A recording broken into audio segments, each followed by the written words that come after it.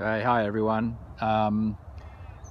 This video is going to be about your prac sheet 7 weeds. So this is one of the prac sheets that has a very direct relationship to the oral test, which will end up being a quiz. First of all, there's Brett in the background weeding your plots. Thank you, Brett. So the prac sheet has a whole bunch of weeds that we have in the plots, but here are the 5 that you must learn. Now, I know some of you have no background in botany or horticulture, but it is just like learning foreign language vocabulary. It's pretty straightforward. So the 5 you have to learn are Malva parviflora, which is in the Malvaceae. So I want you to learn the genus name, which is the first word, Malva, parviflora, which is the species epithet or name, the family, Malvaceae, and its common name, which is small flower mallow or marshmallow. Mallow will do. And then Pennisetum clandestinum, which, literally means sneaky pennisetum. And, that's in the Poaceae, and it's called Kikuyu, and so on and so forth. So I'll just make that clearer there. So you have one very large family name, Caryophyllaceae, which is the chickweed, and Raphanus raphanistrum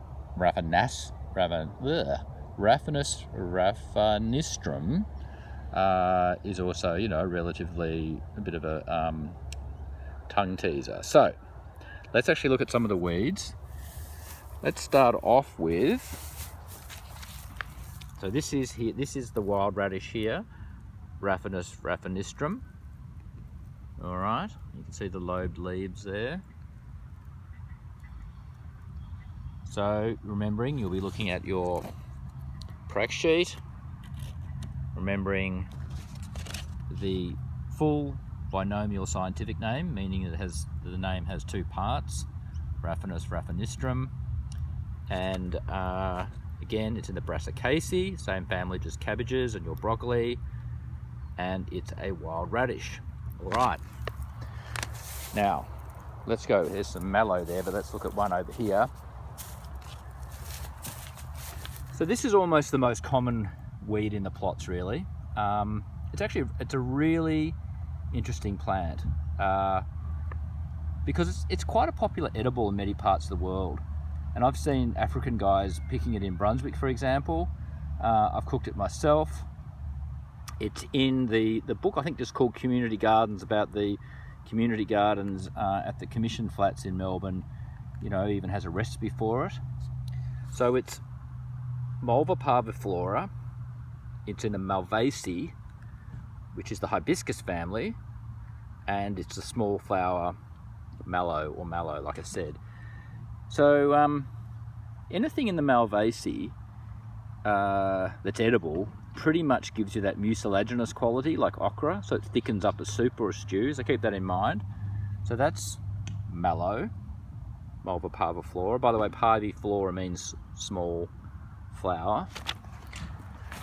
All right, so we'll go find something else, just again. So remembering, I'll be putting pictures or a bit of video up on the quiz and asking you to identify this and write the full scientific name. So notice here the flower of the wild radish. It's a cruciform, meaning a brassica. All right. Okay, let's find the next one. So what are we after? We're after nettle.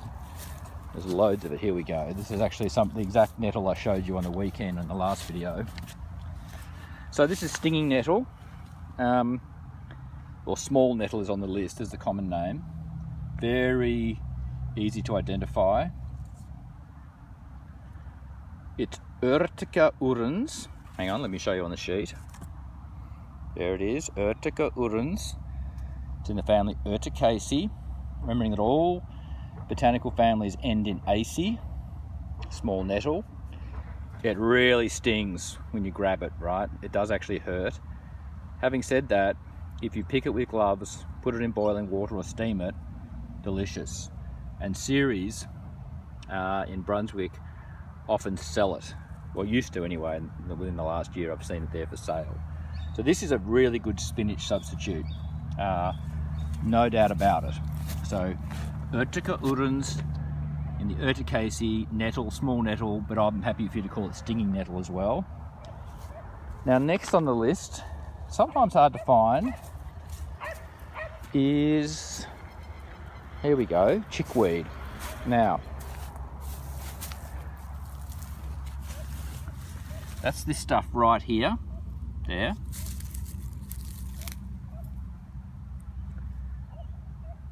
Have a good look at that.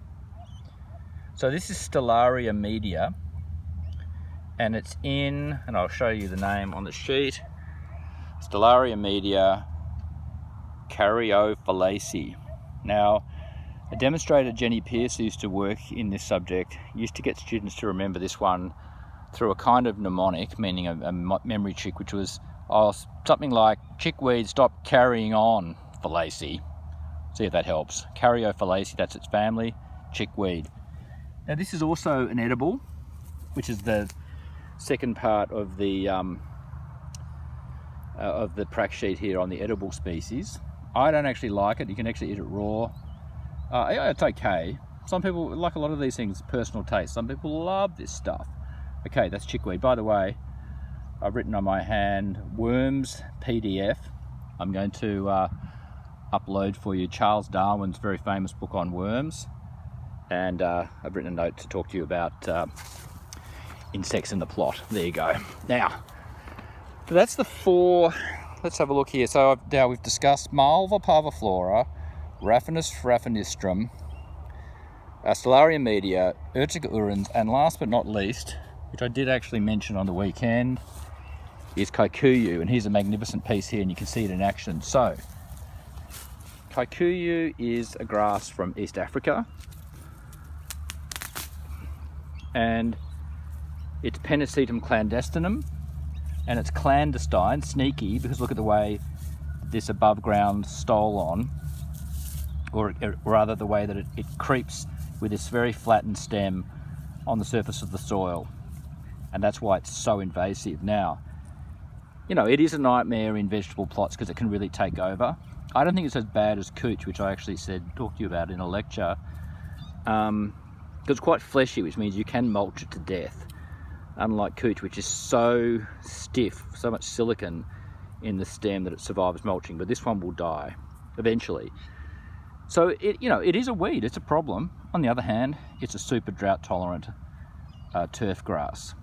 So just put that on the list to make you realize that sometimes we have enemies and friends at the same time. You know, botanical frenemies, if you will. All right. So Pennisetum clandestinum, it's in the Poaceae. All grasses without fail, all right, so I shouldn't make the camera move like that, are in the Poaceae, so that's easy. And it's Kikuyu, which is actually the name of a language group in Kenya, I believe. Okay, so that's your 5 weeds. I might just quickly show you, here it is. So I've mentioned this before, so there's lots of other weeds on the list which are really good for you to learn, but obviously I'd rather that you focus on the ones that you absolutely have to learn so you get something out of this discussion. But this one right here, this is the dreaded Cape weed, Arctotheca calendula, which is in the Asteraceae or the daisy family. And look at the way that weeds that spread out horizontally along the ground, I guess what you could call loosely in this case a rosette, but at least sort of very flat basal foliage. As they get bigger and expand, that's when they become a problem. They really start to smother other species. So, you know, weeds are a problem because of the way that they compete. You know, a weed is a human construct. It's not a botanical, it's not, if you like, a natural category in nature. It's kind of fascinating when you think about it. But look how, even though some of your plots are indeed weedy and there's some problems, but overall, even the amount of mulching that you did before you left, and which we've done, you know, more or less, we're probably, I don't know, you know, we're probably about 20% of the effort off what you guys would have done to keep it under control. And actually the ones I'm filming here are been invaded badly by grasses. So, and this is actually at my end of the plot, so apologies to students who work with me. But look what happens when you don't weed at all, mulch at all rather. So, you know, this effort of smothering weeds, hand weeding makes a big difference. Well, there's a really interesting Raphanus there, variegated almost. Brett was saying too, and I agree with him, that the wild radish is having a very good year, funnily enough. Oops, more lettuce tragedy. I might see if I can, for those of you who are interested, if you wanted to come down possibly end of the week, come to the gates over here, and maybe you can come and pick up some lettuce, but we'll see. Okay, I'll wrap up now.